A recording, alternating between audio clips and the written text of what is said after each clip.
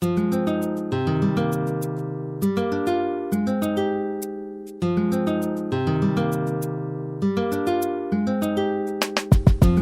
you're about to experience is one man's quest to see beyond the tumultuous period we're in and to envision what lies just beyond our grasp, yet well within our reach. Welcome to Larry Rifkin's America Trends, where the future has arrived, and it's just in time.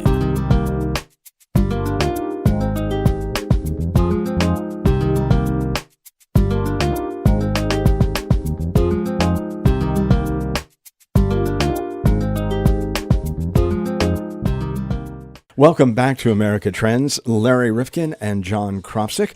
John, I hope you're having a wonderful day. I am. It's not raining. No, it's not. It's really nice outside, a little hot. But I will say that there are people out there who probably are having a wonderful day because they anticipate that a law that has been put forward called the Right to Try law is going to give them the opportunity, and they're very hopeful about it, to extend their life if they're having very difficult times because of a terminal illness.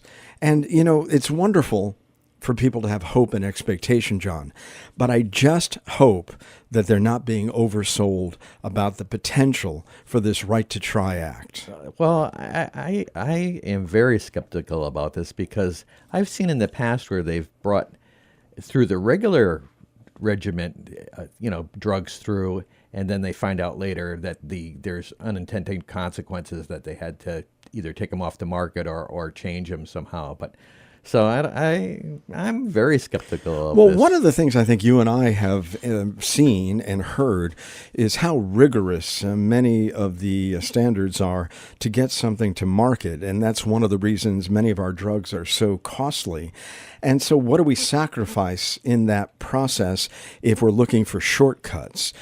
Do we say, well, you're going to be a guinea pig in this? And there are many people, John, who are willing to be guinea pigs because they've lost all hope. We do understand that. Right. No, I agree that if maybe there's a slim chance that it may help you, maybe it's good to be a guinea pig in that case. However, this is the United States, John, and I've always used the terminology, nothing sells like excess in America. And there's nothing like the carnival barker in us. We are amazing that way, from P.T. Barnum to, well, let me read the quote that is meant to give us assurance that this is all going to work so well. And then I'll tell you who said it. We will be saving, I don't even want to say thousands, because I think it's going to be much more. Thousands and thousands, hundreds of thousands. So this person went from thousands to hundreds of thousands in the course of about 3 seconds. We're going to be saving tremendous numbers of lives. And given the predilection of the individual who said this, it wouldn't be long if he went on and on where he was talking about millions of lives. And it's none other than President Donald Trump. Oh, I thought you were talking about, who was that said billions? Oh, Carl Sagan. But he's been proven out, John, because we have found billions and billions of stars. And McDonald's has sold billions and billions of hamburgers. That's true. Well, President Trump, speaking at the signing of the Right to Try legislation several months ago, telling us this is going to be phenomenal. But he's told us that everything he's done is the first time it's been done, that we've never had so many jobs and we've never had this, that, and the other. So he is the master of hyperbole. And I don't like hyperbole in this case because I don't want people's expectations to be dashed. The individuals we're talking about here have probably tried all kinds of protocols. They have done everything that is humanly possible to extend their lives. And now they're given hope once again. Is this just another placebo? I don't know. Yeah, I wonder that too. But I mean, as long as they know going in that, hey, this is untried, it seems to have good results, but, I guess it's okay, but it's kind of scary, I think. Well, I'll tell you, we're going to get a very sanguine view of what this all means from Dr. She has a PhD, and she's also got a master's in public health, a remarkable woman, Alison Bateman-House. And she's an assistant professor in the Division of Medical Ethics at New York University Langone Medical Center. And I really want to hear from her ethically, philosophically, and practically speaking, whether right to try is going to give people true opportunity for hope, or whether, once again, they're being oversold with a promise that, no one's really going to keep. So let's listen to Dr. Bateman-House today on America Trends. The held belief is that America's approval process for new drugs is long and arduous. Is that true? In general, yes. The process to develop a new drug in the United States takes multiple years. I'm going to say on average around 7, probably, depending on what type of drug it is. And it's very expensive. The question is that any different from how it is in the rest of the world? And I don't claim to be an expert on this, but I believe that the FDA is comparable, if not speedier, than most other worldwide regulatory agencies. Oh, really? Because we got the sense that people were going to Europe and other places, and they were given quicker, access to some things that perhaps were not available in the United States. And there are also many, many, many people from around the world coming to the United States to get access to things that are not available in their country. So it's a two-way street. There are always some things that are approved outside of the United States first. There are many things. The United States is the primary nation in which approval happens for the vast majority of drugs. Yeah, and I was wondering about that. I mean, do we know a percentage?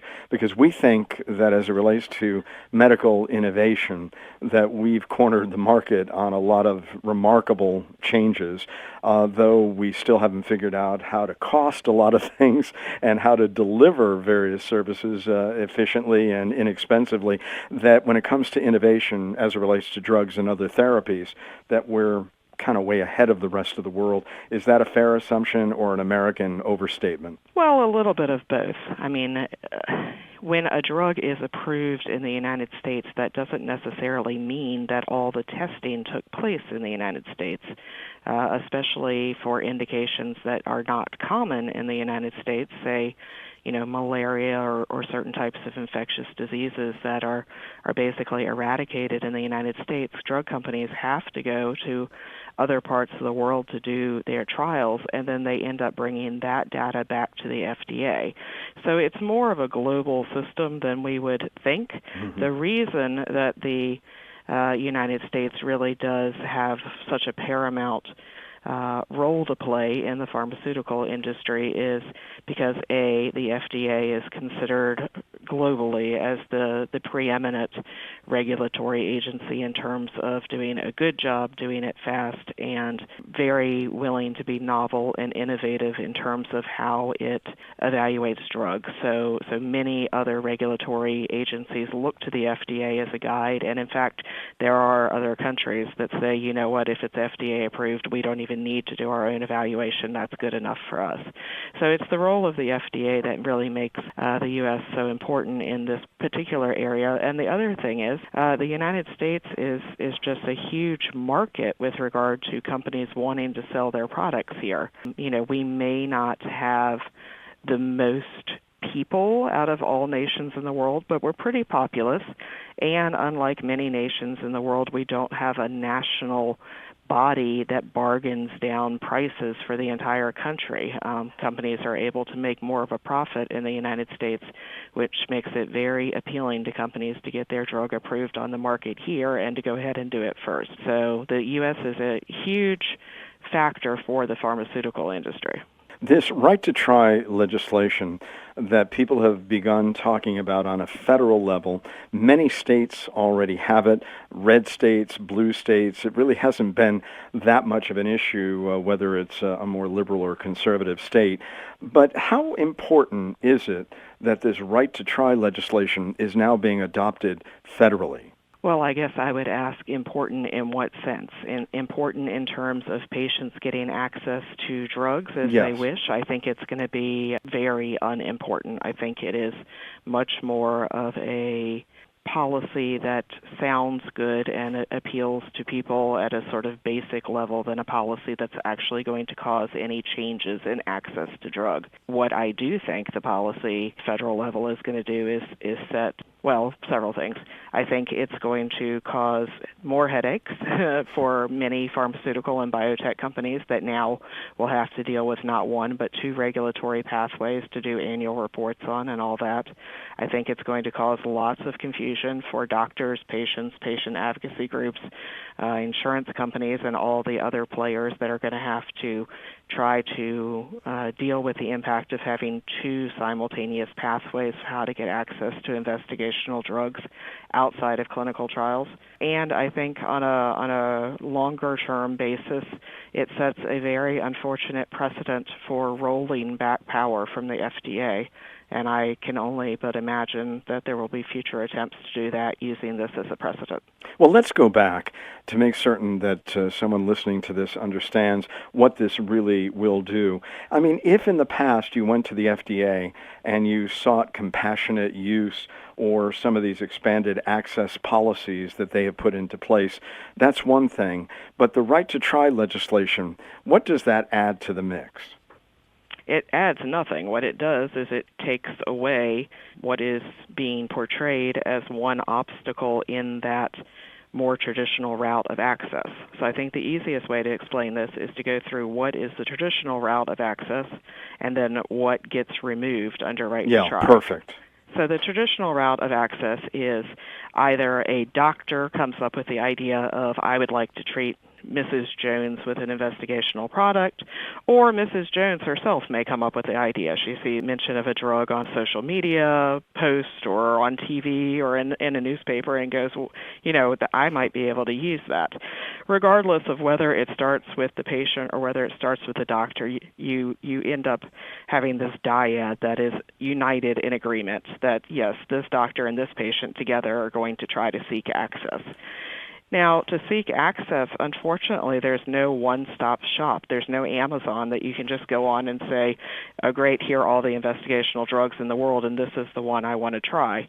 You have to figure out what company manufactures that drug, which is not always the simplest thing, and then you have to figure out how to contact that company and ask the company for access to the drug. It is 100% the company's prerogative to say no or yes. You cannot sue them. You cannot do anything if you don't get the answer you want, except publicly shame the company, which is why we see these social media campaigns where someone says, my wife is dying or my mother's dying, and, company X won't give her access to a potentially life-saving drug. But, so let's assume for a second you have a doctor who's willing, you have a patient who's willing, and you have a drug company that's willing. At that point, you go to the FDA, you fill out a one-page, 7-question form. It is. That's it? That's it. Yeah. It is reviewed by the FDA. If it is an emergency request, it is reviewed same day. If it is not an emergency request, on average, it takes about 3 days to get a response from the FDA. And this is not just a yes or no. This is the FDA staff actually looking over the proposed use of the drug and helping to write out a treatment plan. So they may tweak how often the drug will be given, what sort of precautions are taken at the same time, what dosage of the drug, et cetera, based on their knowledge of both the investigational drug and other drugs similar to it. At that point, once you have all of that, the treating doctor has to go to their employer, whether it's a hospital or a healthcare system or whatnot, and get approval from an institutional body. Once all those things happen, the patient can be treated.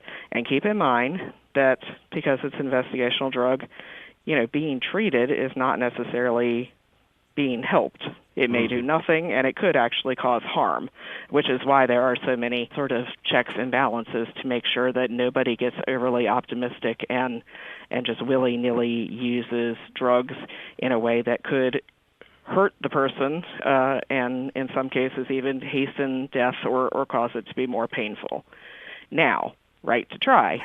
Okay, so that's the old process. Now the new process that you can undertake federally. And when does this go into effect? Well, the law has been passed, so technically it is in effect right now. The problem is anytime a law is created, somebody has to translate, that sort of vague language of the law into rules of the road for everyone to follow. That has not yet happened. So the regulations have not been put forward. Right. My prediction is it'll be maybe 3 months, maybe 6 months. The problem here is that normally what would happen is the FDA, since it's the one that deals with investigational drugs, would be the one to do that sort of translation from law to regulation. And in this case, the bill's sponsor, Ron Johnson, who was chief in getting right to try passed, actually sent a very angry letter saying the whole point of this bill was to take power away from the FDA, and he did not want the FDA doing this sort of translation process. So if there's no translation process, no one's ever going to be able to use this because there are too many open questions.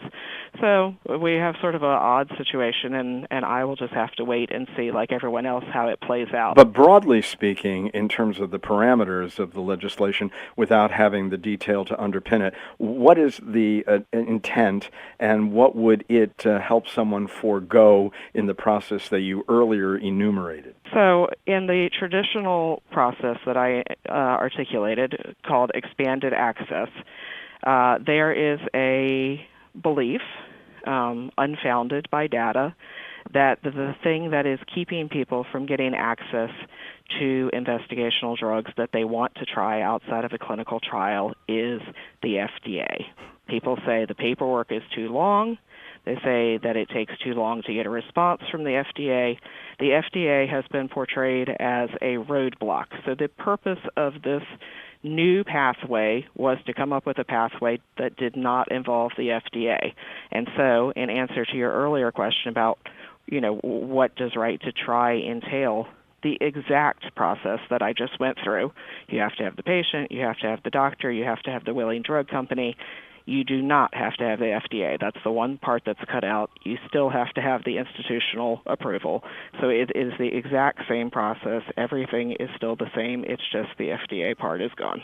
But what about the liability to the company if something goes amiss? At least they had the cover of the FDA prior to this. Which is why I predict that this is not actually going to result in any changes. I can't think of a single company that would have any desire to give its investigational drug out to a person who is ill, too ill or otherwise unable to join a clinical trial, as a matter of fact, and do this without the FDA's prior approval. It just seems, to use a highly technical term, an incredibly stupid business decision. Now, in the 36, I think it is, states that have passed this, what is the experience? In all but one of them, we find no signs of it having been used, and that is despite efforts. So I guess I should interrupt myself and say who I am and how I come to this topic. So as you said, I'm Alison Bateman-House. I'm a professor of medical ethics at NYU Langone Medical School, but I co-chair an international working group on access to investigational medicines. We predate the creation of right to try laws, and so we were not founded in either to promote them or to damn them. They kind of came along as we were already doing our work, but obviously being in the space in which we work, we were very interested to see the effect that these laws, as they started passing on the state level, had on patients' access to investigational drugs. The first state law passed in, I believe, 2014 in Colorado. Again, as you mentioned earlier, on a bipartisan basis. It was signed into law by a Democratic governor. But we can find no evidence of any of these laws being used anywhere except for Texas. And why in Texas? I don't know why in Texas, but I can tell you about the two instances we are aware of in Texas.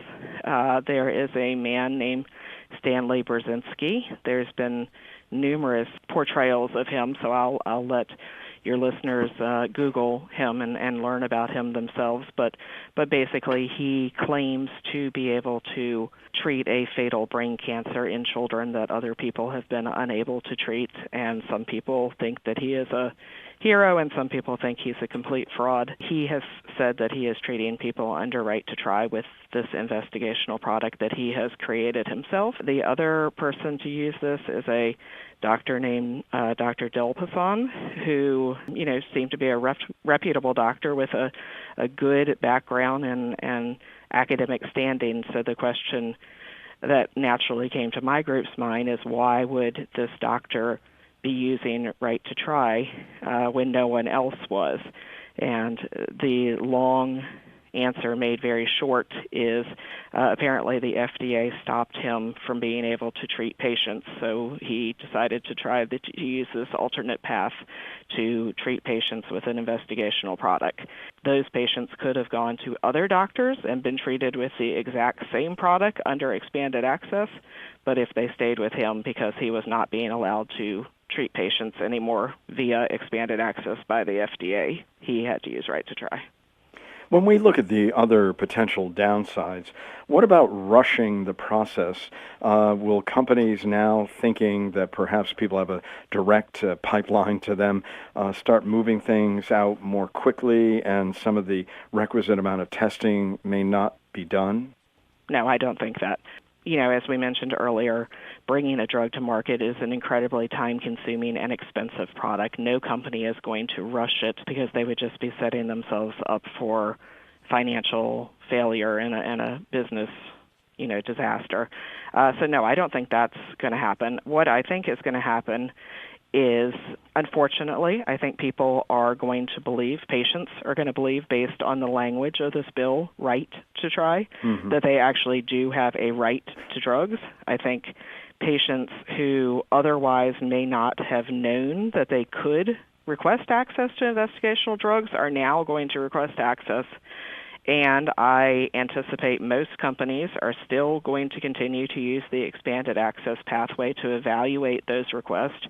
I would imagine patients are not going to have any idea whether it's right to try or expanded access is being used to evaluate their requests, because it's not something that they are a part of. They have their doctor put in the request, and then they're not involved again until they get a yes or a no. And a come to the hospital because we're going to schedule this. So I think that there's going to be a lot of behind-the-scenes commotion as people try to figure out how to respond to probably an increase in the number of requests and also definitely an increase in the amount of confusion. But I don't think it's going to result in more people getting access. I read another expert suggesting that he's worried that there's going to be a bunch of shady actors that are going to pop up, that are going to try to start to take advantage of the right to try law, saying we can provide these sort of experimental therapies, if you want to call them that, to patients without needing to go through the FDA. Well, America has been known for certain shady characters getting into different spaces when not regulated. What do you think? I am completely sympathetic to the fact that this, removes a safeguard against shady actors, not only shady drug companies, but shady doctors. I share that concern. That being said, I want to, let your listeners know that they should not run in panic to the hills yet, because there are some basic precautions in this law that, whereas I find them completely insufficient, means that it's not 100% a Wild West. So, for example, for a person to be eligible to use a product under right to try, that product has to have received something called an IND, which is an authorization from the FDA to be used in human subjects. It does not mean that the product is safe. It does not mean that the product is helpful, but it means that it at least is not something you cooked up in your bathtub. You submitted to the FDA, the chemical composition and other such things. And, anything just completely, here's another technical term, wacko, would not be given that IND designation. So do I still think that people could use their IND-approved product to cause harm? Yes, that's what I would say Stanley Brzezinski is doing in Texas, in my personal opinion. His product was able to get an IND, but it also it means that the average person on the street corner who has no idea how to get an IND or the persistence and the time to go through that process was not going to be able to start vending their product. Well, again, one of the concerns that was raised is that perhaps we're beginning to see some of these concerns play out in stem cell clinics that are popping up around the country to try to provide stem cell treatments for a host of problems, eye problems, heart problems. Is there a particular area of practice that you're most concerned about, if you are? Stem cells has been a problem for years, and whereas when I first started this project, I never would have billed myself as the largest defender of the FDA. Through the process of doing this work, and especially in contemplating what right to try would bring about with the reduction of the FDA's role, I now do claim the title self-imposed of FDA's biggest supporter. That being said, I will say the FDA has done an abysmal job in the stem cell world. They have let fraudulent practices run amok without any interference. They've done just a horrible job protecting patients, and I think that it's only going to get worse. Now, President Trump, he claimed that this new law allowing access to these drugs would save hundreds of thousands of lives. Where did he come up with that? I don't know. I wasn't there, but I think we've seen that he is fond of hyperbole, and I think that this is another example of presidential hyperbole. I'm sure he was told that this law would save lives because that's what proponents have said the entire time. But I think that even the most optimistic estimates are nowhere near that number. Just to give you an example, I don't have the numbers in front of me, but somewhere just below 2,000 requests each year come in for expanded access. Now, that does not tell us how many patients are seeking it, because some requests are for a single patient and some requests are for groups of patients, and it could be anywhere from 2 patients to thousands of patients. So there's no direct correlation between the number of requests that come into the FDA for expanded access and the number of patients treated. But because this is what I call a fact-free environment, there is no reporting required of the number of requests that companies get. There's no reporting of the number of requests that companies agree to provide, and there's no reporting of how many of these proposals actually are carried out. So in lack of numbers all over the place, the best estimate we have of the interest is this number of FDA reviews. And again, as I said, we can't extrapolate from that directly to number of patients because sometimes the reviews are for more than one patient. But even so, even if you took the most optimistic read and said maybe half of those requests were for 2 or more patients, you're just not going to get the sort of numbers he's talking about. When we look at the internet and the impact that information traveling as quickly as it does without certain backups and safeguards, and we see this even in the realm of journalism and fake news, are you concerned about what is going to be expressed on the internet, giving people false hope? Let me answer that in a roundabout way. I think that the right to try conversation has had 2 parts. There's a right to try law, which I find misguided and would have preferred it never passed, and I think is going to cause harm. But there is a right to try movement, and this is the movement of people saying, the status quo is not working for us, and we need to be able to get access to patients who want to try an investigational drug. And I'm very sympathetic to that idea, the movement's idea, because there are problems. I'm not a Pollyanna and say everything's perfect. There are numerous problems that need fixing. What I would love to have happen is out of this movement and the law is to at least have educated people that access is possible, to have educated doctors about this is what to do when you get this request, and to have educated companies about, hey, it's likely that at some point you are going to get a request. Why don't you go ahead and think about it proactively and come up with a policy ahead of time instead of, going into a defensive crouch and not responding at all when you do get that first request. So I think there's some good that can come out of this. I think there's also some ill that will come out of this, and I'm sure there will be people who get false hope, but I think there are also people who will get real hope, because even if it was on the back of a law that I think is bad, they somehow got steered in the direction to good information and access. Dr. Alison Bateman-House, assistant professor in the Division of Medical Ethics at NYU's Langone Medical Center, and as she had indicated, she's also the chairperson or deputy chairperson of the Compassionate Use Advisory Committee. I thank you so much for being with us today as we try to unravel this right to try legislation here on America Trends. Thank you.